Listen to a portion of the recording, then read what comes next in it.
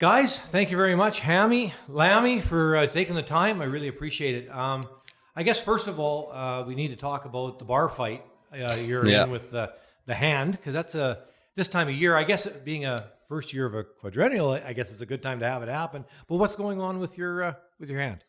Yeah, like you said, it could be worse timing, but yeah, I wish there was some extravagant story I could tell you, like a bar fight. But unfortunately, it was actually just a wee slip on the ice couple of weeks ago, and just broke a bone in my hand. So letting that heal just now a wee bit. So no sweeping for now. But fortunately, doing some rehab, and I'm able to throw this week.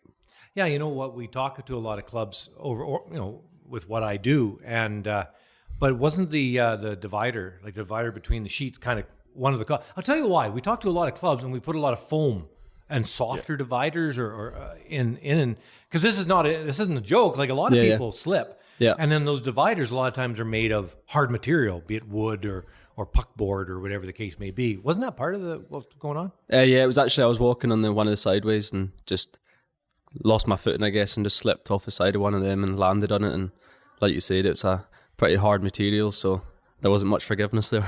Right. Yeah. So I just wanted to bring that up. No, and no joking at all, because it happens in lots of buildings.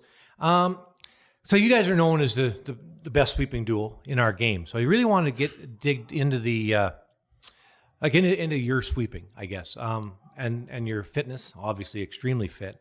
Let's talk about that first. A day in the gym, or a day with gym, because you guys do on ice sessions in gym. Hammy, how's your day work in Scotland when you're training? Yeah, I guess our days are split to like Monday, Wednesday, and Fridays are very similar, where we do an individual or paired session, then we do a team session, and then we have our S&C, our strength sessions in the afternoons.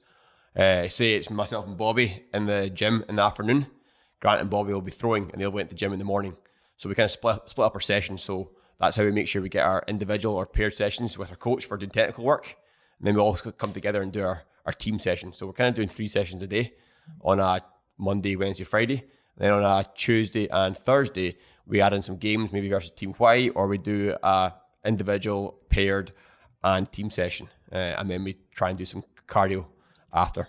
And then in the gym, it'd be through a group of trainers, or do you have mostly one person in charge of the physical training for both the front end? Because training for the front end and the back end is not the same. No, but we've got one trainer, a guy called Josh Walsh. He just started this year for the new quadrennial. Our old S&C coach, he left at the end of the cycle and got a new job with the Yorkshire cricket team. But yeah, most of a lot of Olympic lifts, cleans, snatches, that sort of stuff, kind of full body complexes. But yeah, I would say ours are quite similar to Bruce's and Grant's, but I think there is that little extra upper body bit towards the end when you're doing your accessory work. Sure. Lammie, when it comes to sweeping, like speed must make a difference, because your brush head speed's incredibly fast. I guess the need for that, like, why do you have that incredible speed? But then the training to be able to have that, is it a twitch muscle? What are you working on to make sure you have that? Yeah, I think that just kind of comes down to your kind of explosive power and just being able to move, I guess, at a fast rate and just move the brush as fast as possible. But I think it's just kind of something that's evolved over the years. It's never something that I gave too much thought to. As you see now, people are kind of veering towards pressure in some situations, but I think speed still has that quite a big impact on the stone, and trying to maintain that, I think, is quite important. So let's talk a little bit about a couple of reasons. The angle to the line of delivery, the line of the stone where it's going, the angle you want to sweep at for directional sweeping versus carrying the stone. That's really important. We'll talk about that first, but then I really want to talk about the general public, and like not the high performance curler, but the pretty good club curler. But first, let's talk about the rock going down the sheet and the angle you like to have your broom at, your broom path for directional. Let's start with directional. Yeah, I think one way, I don't know if it's scientifically correct, but one way I've always liked to think about it is you're just trying to create a path for the stone to follow, in essence. So sweep away in which you kind of want the stone to follow. So if you want it to curl, you sweep in that direction and try and make a path for the stone to follow. And likewise, if you're trying to hold it straight, you're sweeping against it to try and back it up. Right. And now how about carrying the rock further? Yeah. We've kind of seen, like I said, over the last maybe year or two, people are actually just leaning quite a lot more towards this pressure and leaning on the stone, especially for the first half. Kind of save some energy, I guess, towards the second half of the sweep. And it seems to have we've done some testing, and just actually applying just pressure alone almost has a similar effect to just normal sweeping. We do see that quite a bit. And you're talking about being like hard pressure, Hammy, to at least halfway, maybe even almost to the breaking point. And the breaking point, for anybody that doesn't know, is somewhere in front of the hog line. If you watch a rock, it'll run straight, and then it almost looks like it turns upon itself.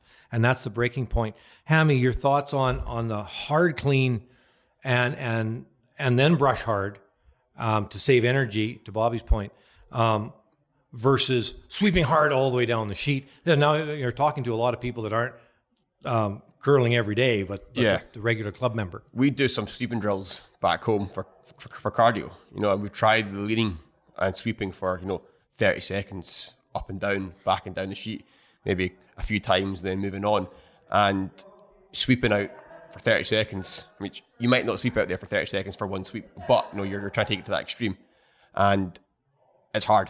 Whereas leaning for 30 seconds, it's slightly easier on the body. So if you lean for that first little bit, and as Bobby said, we think the stone can go close enough to the same distance and then go kind of hell for leather the last third. Okay, let's get into one thing that Bruce said. We talked to Bruce quite a lot on Inside Curling on our podcast. Great knowledge of the game. Now, one thing you guys have worked really hard on as a team is to throw the rock fairly similar. I'd really like to talk about the draw to the button when you have to draw both sides, and the importance that you think, Bobby, as far as having all four of your members throwing it the same so that it follows the same path to give you guys a better chance at hitting the button. Yeah, I think that's obviously something that's very important, and it's just kind of evolved over the last 5 years we've been together. As Hammy said, we do a technical session every day together, and we have our team sessions, so I think just throwing together so much is just kind of evolved us almost into one, and just trying to keep that consistency throughout the team, just like you said, for the draw to the button, but also just in general for Bruce having to call the game and call line. He knows exactly what to expect from. He doesn't have to change icing and change stuff for different players. He can just keep it consistent throughout. Yeah, I think you guys have really changed the game, I would say, in that regard, throwing it the same with the same amount of rotation, like not identical, but close. But close. Very close. Yeah. Very close. And we saw it. There was a points bet event out of Fredericton where Canadian teams were competing, not international teams. But late in the games, it seemed to matter a lot, depending on who was throwing the draws, as to the line the rock would go down, and was it a predictable line, Hammy, or not? And I guess I'd like you to speak to this a little bit late in the game for Bruce to know the exact line of where his draw is going to go as for the speed. Yeah, I think because we all throw it quite similar, the line tends to stay quite similar for all of us. You know what I mean? We're not having somebody who throws it a rotation less, they're going to curl an extra stone. So because we are so similar, I think that certainly does help with Bruce working out the line for those last kind of draws towards the end of the games. Right. I don't get to talk to the front ends very often. So this is kind of awesome. When you go into a season, are there certain front end goals, Bobby? Like it's things that you and Hammy want to work on? Certain things after the Olympics are done now. We're into a new quadrennial. Are there a couple of things we're going, Hammy, we have got to do this? Yeah, I think at the start of every season, we set goals, whether that's kind of performance-based or individually. And yeah, I think it's just always the thrive to try and be the best. And I don't think we kind of just stop where we're at. We're always trying to push up a bit more, whether that's kind of on ice work or gym work, like Hammy said. We're just trying to always kind of get stronger and fitter. And just, I think that's, as you see, a big importance factor in the game now. For young teams that are listening to this, from your team's point of view, you guys aren't very old. You're a young team still, winning a lot, but you're getting there. He's old. I don't feel very. Turn 30 this year, some days, but setting team goals. Like now we're talking about your front end goals. Do you guys do that as a team, as a group of 4 or maybe 5 with the coach? I'm not sure. Yeah. Do you set goals, Hammy, for the year, or do you set it maybe even for the quadrennial, or like how do you set that up? Kind of set goals for kind of the quadrennial as the long-term goals. Then your short-term goals are the season goals. We've done goals where we look at our percentages from the year before and when we start our shots, we do like Tech 1, Tech 2s, and Tech 3s depending on the difficulty. So a technical 1 shot might be an open shot, Tech 2 slightly difficult, and Tech 3s are maybe the shots that Bruce has to play to angle runs to win games, for example. So we'll look at those numbers and say, okay, where are they? Okay, open shots, they need to be 95 plus, for example, for a season, because you shouldn't be missing open draw to rings or a nose hit.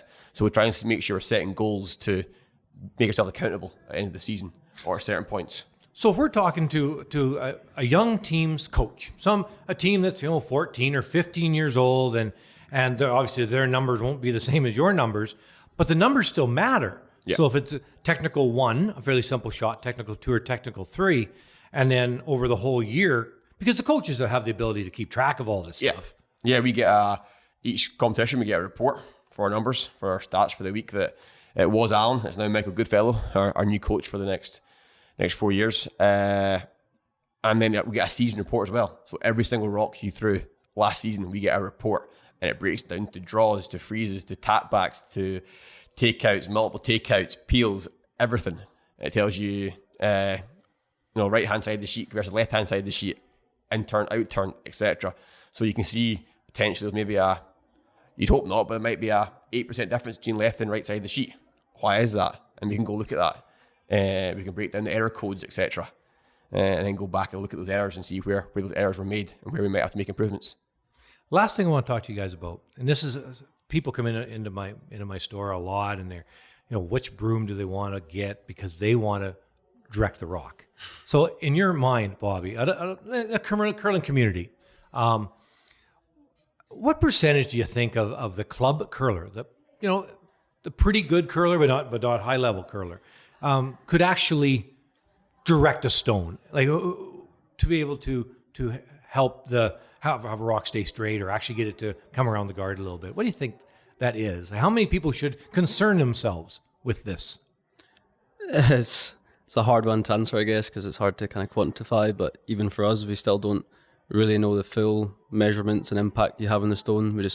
We know it works and we go with that. But I think for the club curler, like if they're wanting to win games and they're wanting to be better, it's definitely important to kind of get yourself involved with that and go forward and try and just like observe as much as you can, I guess, out there and implement it in your own game. Yeah, the theory's there. The theory there for directional sweeping is there. If the stone's curling, no matter the person's weight matter. Or height or whatever. If you are trying to hold the stone female, straight, male. you're sweeping for your push strokes into the stone, against the curl. If you're trying to make the stone curl, then your push strokes with the curl, with rotation. The theory's there. So for any club curl out there, you might as well try. I think because you're not hurting the distance it's going anyway. Absolutely not. And I think the material of the pads is the big one for club curlers. You know what I mean? If they're using, you can still buy the Balance Plus EQ pads. You can still buy the Hardline Elite pads. I think they're called. I can't remember, the Maxi pads. Yep. So that will have a big impact on the club curlers. But also we have to all use the same material here at slams and at worlds and major events. So it does bring it back down to that physical aspect of the game now, because all the pads are the same. So the best sweepers in the world, you're saying, for the club curler, yeah, 100%. figure it out. The theory's there. Try it. Good, great. Well, thank you very much, guys. Thank you for taking the time. Really appreciate it. No, thanks, Thank you.